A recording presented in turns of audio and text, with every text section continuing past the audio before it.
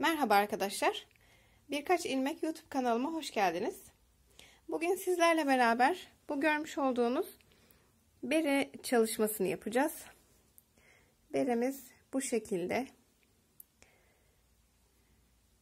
Böyle yandan arkadan dikişli. Tepe noktası 3'e bölündü ve pomponlarımız takıldı. Uç kısmı da şu şekilde rulo gibi oldu. Bir önceki videomda arkadaşlar bu beremize takım olarak bir yelek çalışması yapmıştım. Şu şekilde göstereyim. Ben bu beremi bu yeleğimize takım olması için ördüm. Bu yeleğimiz de bu şekilde kenarları, kolları, ön patları rulo olarak yaptığım için bunu da aynı şekilde buna takım olsun diye yaptım. Dediğim gibi bu yeleğin yapılışını da kanalımda bulabilirsiniz. Evet, beremizin yapılışı çok kolay arkadaşlar. Tek parça halinde örüyoruz. Sonra bu üstteki ayrımları dikiş yaparak bu şekilde ayırıyoruz. Pomponlarımızı yapıp dikiyoruz sonradan. Evet, beremiz 6-12 aylık bebeklerimiz için uygun oldu arkadaşlar. Hatta 12 aydan büyük bebeklerimiz bile rahatlıkla kullanabilir. Şimdi arkadaşlar berenin yapılışına başlayalım. Başlamadan önce eğer kanalıma abone değilseniz abone olursanız çok mutlu olurum arkadaşlar. Kanalıma abone olup videolarımı beğenir paylaşırsanız beni memnun edersiniz. Ve şöyle söyleyeyim, eğer sormak istediğiniz sorularınız olursa örgüyle alakalı yorum kısmına yazarsanız hepinize cevap vermeye çalışıyorum. Oradan benimle iletişime geçebilirsiniz. Şimdi beremizin yapılışına başlayalım.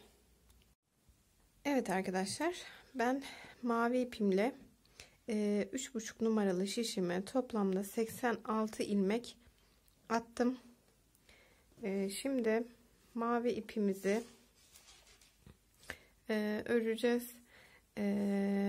Mavi rengimizle örgümüzün önünde düz, arka tarafında da ters örgülerle öreceğiz. Yani dediğim gibi şimdi örgümüzün arka yüzünde olduğumuz için ters örgülerle başlıyoruz. Evet. Bu şekilde ters örgü örüyoruz.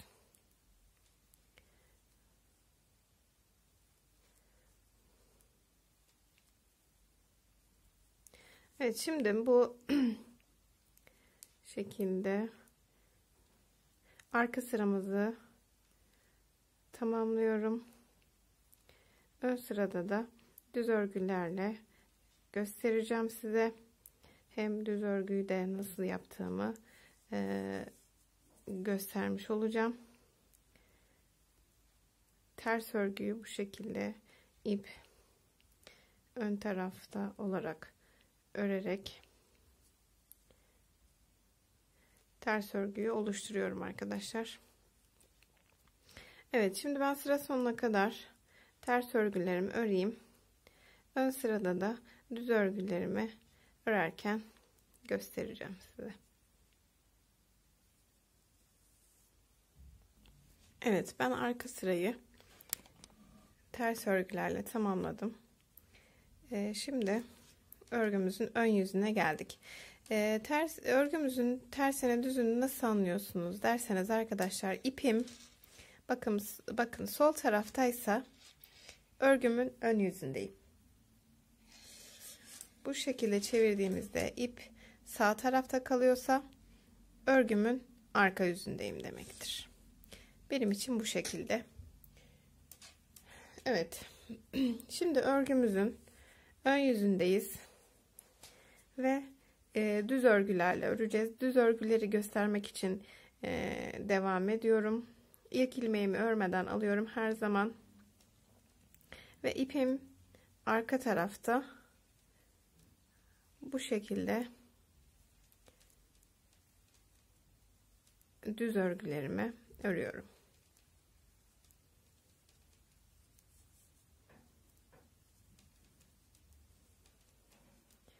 Siz eğer düz örüşleri farklı alıyor olabilirsiniz. Çok farklı düz örme şekilleri var. İstediğiniz şekilde, alıştığınız bir yöntem varsa o şekilde düz örgülerinizi örebilirsiniz. Ben bu şekilde yapıyorum. Eğer benimle öğreniyorsanız, ki kanalımda ters örgü, düz örgü anlatımı, daha detaylı bir şekilde anlatımı mevcut. Oradan da bakabilirsiniz. Burada da tekrar yakından göstereyim. Bakın ipim arkada ve içine batıp dolayıp çekiyorum. Bu şekilde. Evet, şimdi arkadaşlar bu şekilde mavi rengimizle toplamda 8 sıra 7-8 sıra örüp geleceğim. Sonra diğer renklerden geçişleri yapacağız. Çizgileri oluşturmaya başlayacağız. Bu beremizin biliyorsunuz ki lastik kısmı yok. O yüzden aslında bu mavi kısımdan sonrası haroşa olacak. Evet. Şimdi ben gideyim 8 sıra boyunca örgümün ön yüzünde düz örgü, arka yüzünde de ters örgü olarak örüp geleceğim. Evet, bu şekilde örmeye devam ediyorum. Evet arkadaşlar, ben mavi kısmımı ördüm. Şu şekilde göstereyim. 7 sıra oldu. Şimdi artık beyaz ipimize geçiş yapacağız. Mavi ipimizi koparmadan kırmızı ip, beyaz ipimizi bağlıyoruz.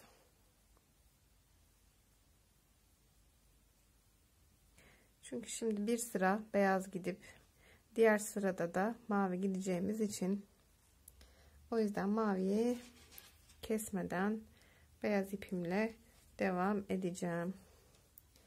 Evet, güzelce düğüm attık. Normalde ilk ilmekleri hep örmeden alıyorum ama burada renk değiştirdiğimiz için ilk ilmekleri örüyorum. Evet, şimdi bu şekilde beyaz ipimize geçişimizi yapmış olduk. Artık beremizin bundan sonraki kısımlarını hep haroşa örgü öreceğiz. Ben haroşa örgülerimi düz örgülerden oluşturuyorum arkadaşlar. Siz ters örgülerden oluşturuyor olabilirsiniz. O yüzden nasıl örüyorsanız o şekilde başlayabilirsiniz. Devam edebilirsiniz yani örgünüze. Evet, şimdi ben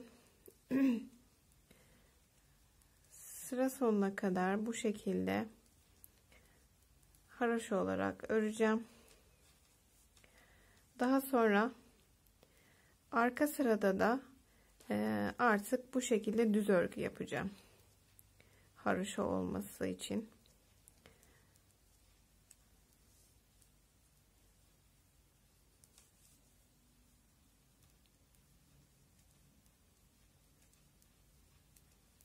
Evet, bu sırayı bu şekilde tamamlayalım.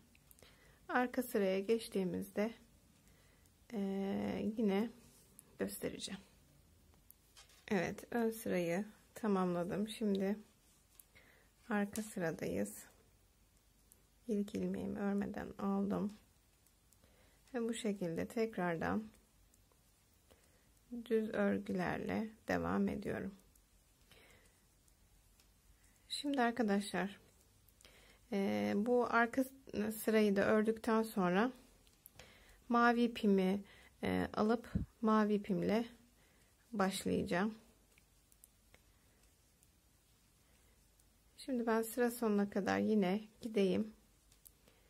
Orada mavi ipime geçiş yaptığımı göstereceğim sizlere.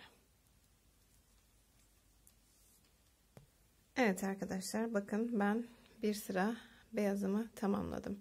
Şimdi beyaz ipimi bırakıyorum ve mavi ipime geçiş yapıyorum. Beyaz ipimi kesmiyorum çünkü örgümüzün büyük çoğunluğu beyaz ipten oluştuğu için beyaz ipimizi kesmeden yürüteceğim. Şimdi mavi ipimizle başlayacağım. Mavi ipimizle yine bir sıra önden gideceğim, bir de arkaya geleceğim. Sonra tekrardan beyaz ipimle gideceğim. Ama mavi ipimizle gidip geldikten sonra mavi ipimizi kesiyoruz ve bağlıyoruz. Çünkü bir dahaki mavi iple yapasıya kadar arada mesafe olacak. Mesafe olduğu için atlaması hoş olmayacak ipimizin. O yüzden keserek yapacağım. Şimdi şöyle göstereyim. Şimdi beyaz ipimizi arkaya alıyoruz ve mavi ipimizi geçişini yapalım.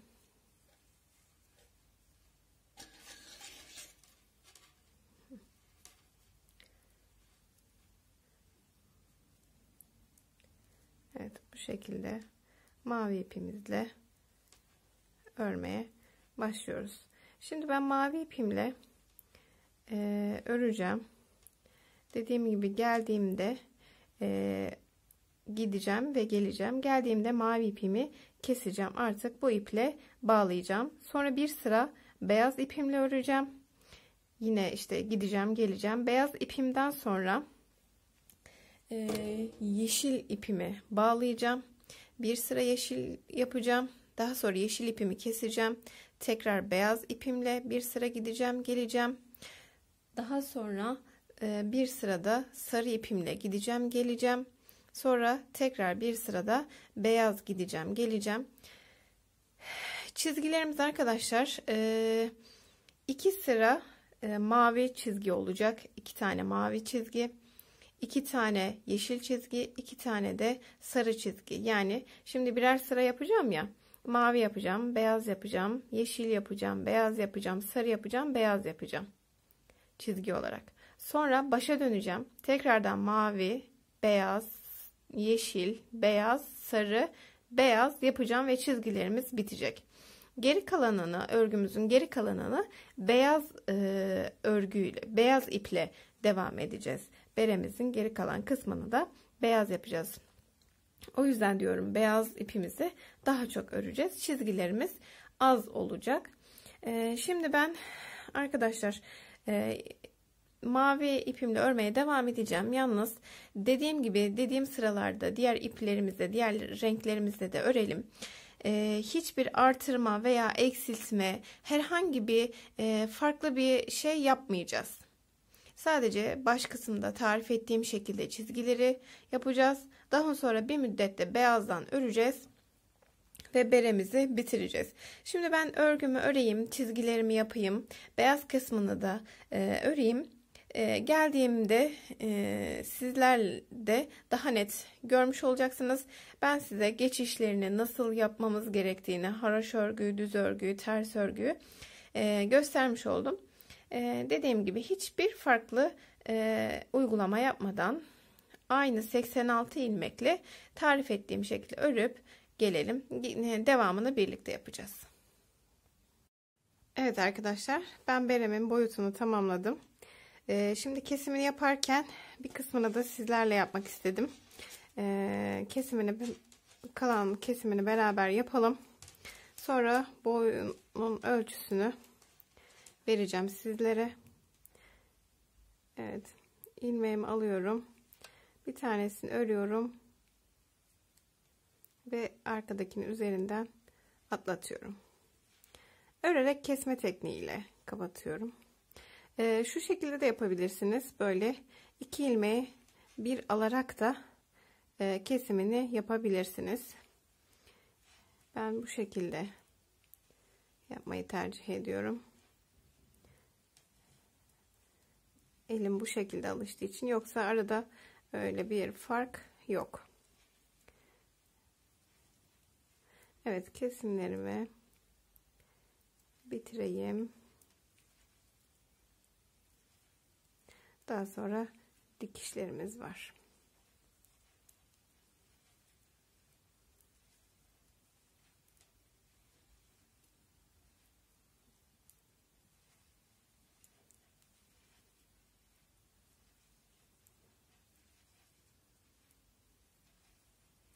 Evet, kesimimi bitirdim.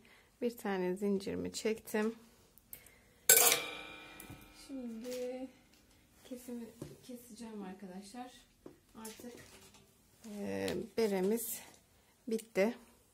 Biraz uzunca bir ip bırakıyorum yan dikişini yapmak için.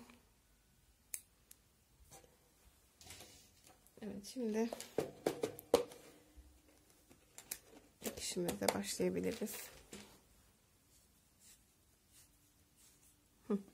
Yalnız dikişten önce ölçülerini vereyim ben size. Şimdi boyu arkadaşlar şu şekilde ölçelim. 17,5 santim boyu. Enlemesine de eni de 37,5-38 santim civarı arkadaşlar. Evet, beremizin boyutu bu şekilde. Şimdi örgümüzün ters tarafını çeviriyoruz. Tersinden dikişimizi yapacağız. İlk önce yan dikişimizi yapacağız. İpimi iğneme geçirdim ve tepeden dikmeye başlıyorum.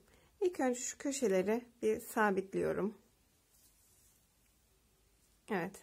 Daha sonra bakın, şu kenarlarda ilmekler var. Gördüğünüz gibi bu ilmekler ilk ilmeği örmeden aldığımızda bu şekilde düzgün oluyor.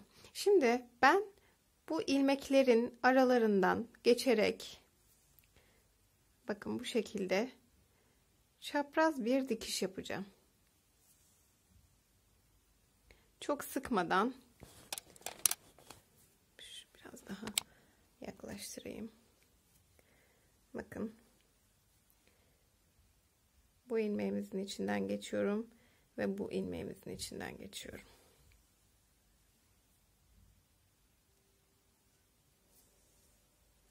Bu şekilde çok sıkmadan dikişimi yapıyorum. Karşılıklı ilmeklerin olmasına dikkat edelim. Evet. Dikişimi, yan dikişimi bu şekilde yapacağım. Şöyle göstereyim arkadaşlar. Şu bitimine kadar beyaz ipimle dikeceğim. Şu mavi olan kısmı da, şurada küçük bir ipimiz var ya, onunla sadece şu mavi kısmı dikeceğim. Beyaz ipimiz görünmesin diye, hoş görünmeyebilir. O yüzden şu küçük mavi ipimiz yeterli olacaktır. Şu mavi kısmı hemen şuradan şuraya kadar dikeceğim.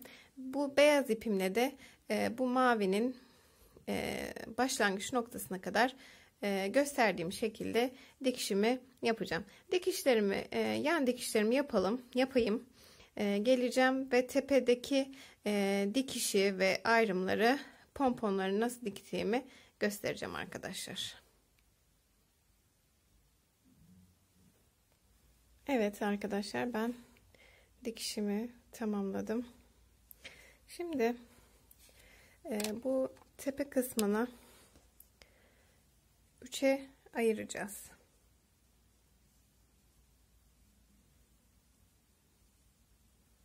Üç eşit parça olmasına dikkat edeceğiz.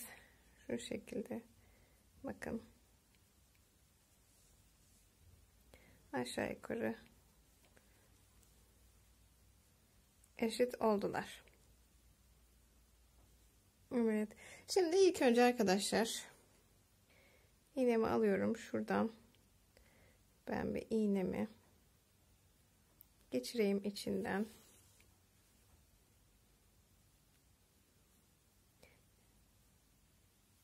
Şimdi bütün bu kenarlardan batıp sabitleyeceğiz. Yani orta noktasını birleştirmiş olacağız. Bakın bu şekilde.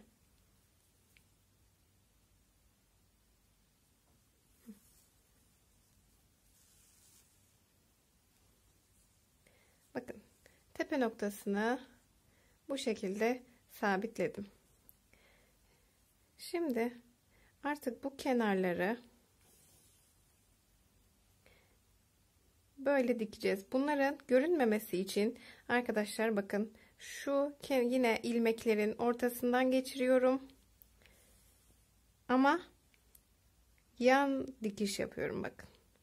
Hemen bu yandan bu şekilde.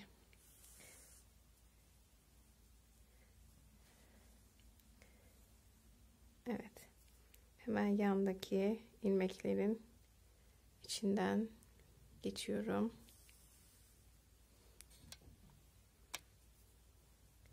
Hemen bunun yanındaki ilmekten geçiyorum. Bu şekilde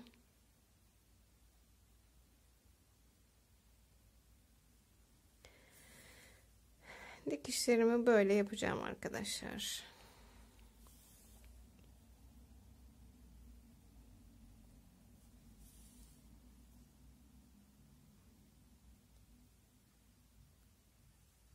Evet,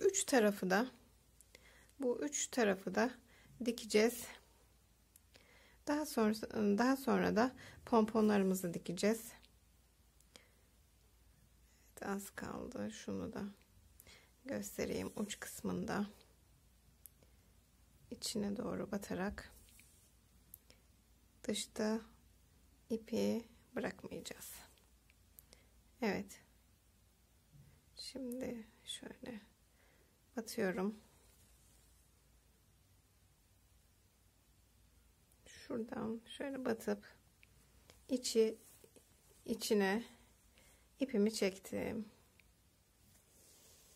Evet. Burada şimdi düğüm yapacağım.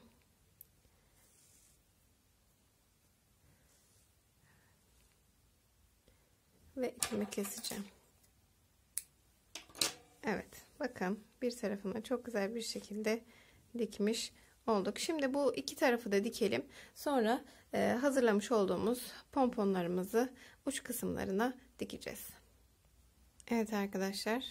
Diğer kenarları da diktim. Hatta iki pomponumu da diktim.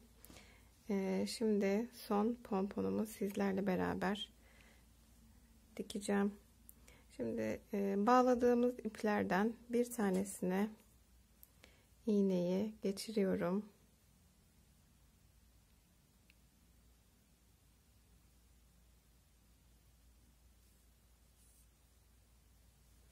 Ve şu tepe noktasından, bu dikişimizi yaptığımız köşe noktasından herhangi bir yere batırıyorum ve içine çekiyorum.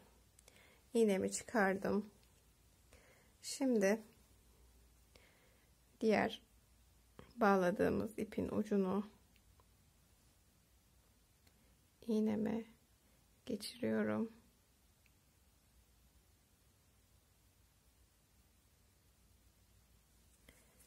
Ve bakın şu köşe noktası, buradan batmışım bir tanesini, bir tanesini de hemen şuradan batıyorum. Çektim içeriye, iğnemi çıkardım ve iç tarafta sıkıca düğümünü yapıyorum.